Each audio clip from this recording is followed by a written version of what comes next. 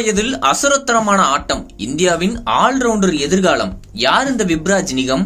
கைமீறி போகக்கூடிய ஒரு விஷயத்தை நம் செயலால் மாற்ற முடிந்தால் அதைவிட கொண்டாடக்கூடிய தருணம் வேறு என்னவாக இருக்க போகிறது? அதுவும் ஒரு விளையாட்டு வீரனுக்கு.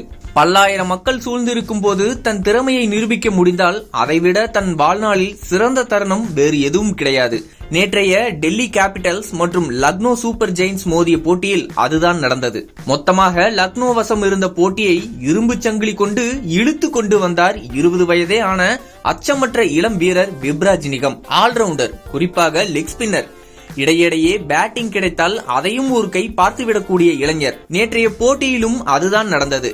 கிட்டத்தட்ட 15 பந்துகளில் 5 பவுண்டரிகள், 2 சிக்சர்கள் என 260 ஸ்ட்ரைக் ரேட்டில் 39 ரன்களை அடித்த விப்ராஜ் நிகம் லக்னோ அணிக்கு கொடூரமான ஒரு இரவை பரிசளித்தார்.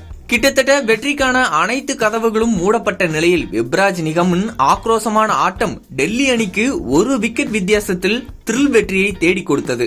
விப்ராஜ் குறித்து நட்சத்திர சுழற்பந்து வீச்சாளர் குல்தீப் யாதவ் கூறுகையில், 19 வயதுக்குட்பட்டோருக்கான போட்டிகளில் விளையாடி கொண்டிருந்த வரை விப்ராஜ் பேட்ஸ்மேனாகவே இருந்தார். பின்னர் படிப்படியாக லெக் ஸ்பின் வீச தொடங்கினார். அவரது பேட்டிங் குறித்து அவருக்கு ஆழமான புரிதல் உள்ளது. அவர் நல்ல ஸ்ட்ரோக்குகளை விளையாடுவதை நான் பார்த்திருக்கிறேன். அவர் எப்போதும் பயமற்றவர். பெரிய ஷாட்டுகளுக்கு செல்ல தயங்க மாட்டார். அவர் தனது பந்து வீச்சில் கடுமையாக உழைத்து வருகிறார். பந்தை நன்றாக சுழலச் செய்கிறார்.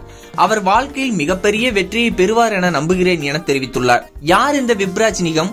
வாங்க பார்க்கலாம். 2004ஆம் ஆண்டு பிறந்த விப்ராஜ் நிகம் உத்தரப்பிரதேச அணிக்காக விளையாடியவர். மொத்தமாக 3 முதல் தர போட்டிகள், 5 லிஸ்ட் ஏ போட்டிகள், 7 T20 போட்டிகளில் மட்டுமே விளையாடி கொண்டிருக்கும் விப்ராஜ் 2023 UPT 20 லீக்குகளில் ஒரே ஓவரில் 28 ரன்களை அடித்ததன் மூலம் கவனம் பெற்றார். அது மட்டுமல்லாமல் 11 போட்டிகளில் விளையாடி 20 விக்கெட்டுகளையும் வீழ்த்தி அசத்தினார். 2025ஆம் ஆண்டிற்கான IPL தொடருக்கு டெல்லி அணியால் 50 லட்சத்திற்காக ஏலத்தில் எடுக்கப்பட்டார்.